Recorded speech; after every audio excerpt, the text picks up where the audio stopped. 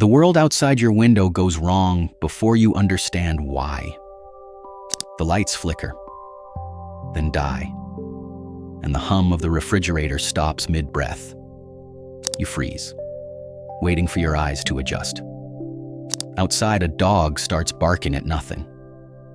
A car alarm goes off 2 streets over, for no reason at all. Your skin prickles before your mind catches up. Something in you, older than thought, is already asking the same question your ancestors asked. What if the light doesn't come back? Today we're looking at one of the strangest moments in human history.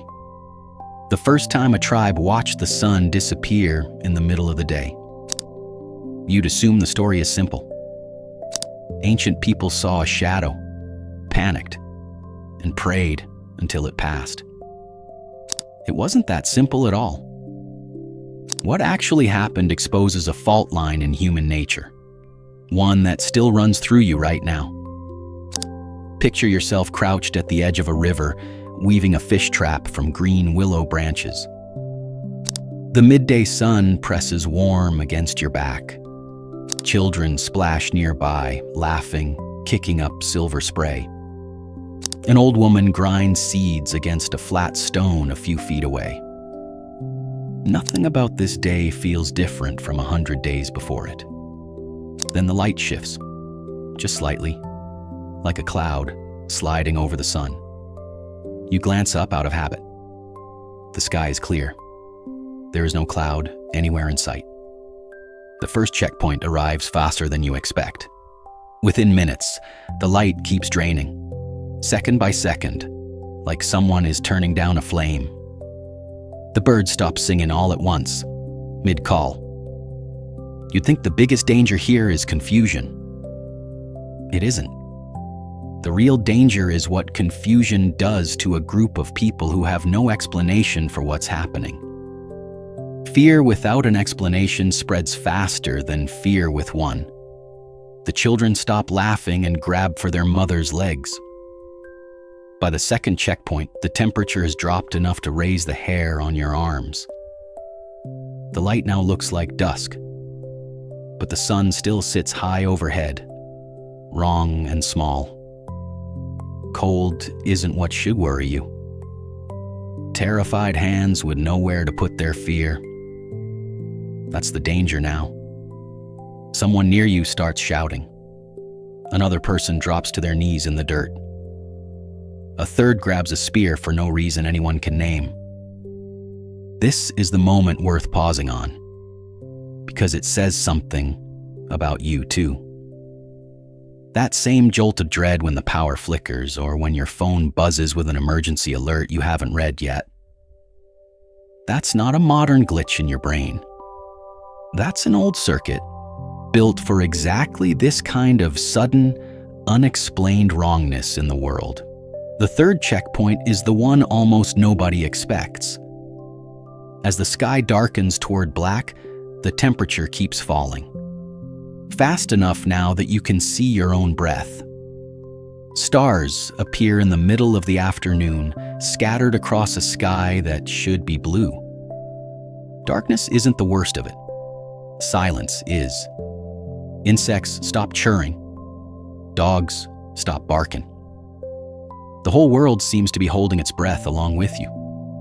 If you want to know what happens next, to the tribe and to what's still wired into you, subscribing means you won't miss it. Now, back to the dark. Because the strangest part of this story isn't the sky. Here's where the science becomes hard to ignore. Anthropologists studying cultures across the globe, from the Norse to the Chinese to indigenous nations in North America, have found strikingly similar myths tied to eclipses, almost all involving a creature devouring the sun. In Norse tradition, wolves chase down the sun and swallow it. In ancient China, a dragon bites into it, and drums were beaten to frighten the creature away. Most researchers believe these stories didn't spread between cultures that never met. that they emerged independently again and again because the fear behind them runs universal. And this fear wasn't only mythology. One of the earliest precisely dated events in recorded human history is a solar eclipse. In 585 BCE, according to the ancient historical record, an eclipse interrupted a battle between two ancient armies so completely that both sides laid down their weapons and made peace on the spot. If a fully armed, disciplined army could be stopped cold by a shadow crossing the sun, imagine what it did to a small band of hunter-gatherers with no science to explain it at all. If a moment like that could shift the outcome of a war, imagine what it did inside a single, frightened tribe with nowhere to run. Because what happens next isn't about the sky at all. It's about the people standing underneath it. As full darkness settles over the camp, a figure steps into the firelight. It's the tribe's shaman, arms raised, voice pitched to carry. The crowd's crying quiets. Every eye turns toward him. This is the second layer of the story, the one that rarely gets told. A moment of cosmic terror like this wasn't only a threat. For someone standing in that firelight, it was an opportunity. A shaman, an elder, or a self-declared seer could step forward and claim they alone understood what the gods demanded. Some used that fear to unite the group, calling for songs, drumming, and shared ritual to call the sun back. Others used it to punish an outsider, an accused witch, or a rival family, framing the darkness as a punishment brought on by someone else's failure. You can see the shape of both paths inside the crowd around you now. On one side, people link arms and begin a low, rhythmic chant, drawing strength from moving together. On the other side, a man points a shaking finger at a woman standing alone near the tree line, blaming her for the vanishing sun. The eclipse didn't create this division. It only revealed which kind of tribe you were already living inside. This is the part of the story that still lives in you. Every time a crisis hits a group of people, a blackout, a public scare, a sudden shared fear, the same fork appears. Some groups pull closer together. Others look for someone to blame. Neither response is really about the crisis itself. Both are about the bonds that were already there before it started. Not every ending here was the same. In tribes where fear turned to blame, trust cracked in ways that outlasted the eclipse itself. Alliances broke. Outsiders were driven from camp into unfamiliar, dangerous territory, alone.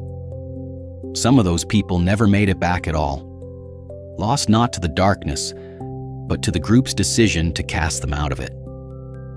In tribes where fear turned to unity, something different happened.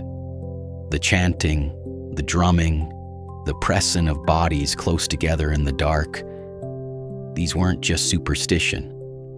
They were a shared regulation of fear, calming heart rates and steadying breath through collective ritual. A pattern researchers studying stress and group behavior still recognize today. When the light finally crept back, brightening slowly at the edges of the sun, these tribes emerged rattled but intact. They didn't walk away unchanged. They walked away changed together, bound tighter by having survived something they didn't understand, side by side.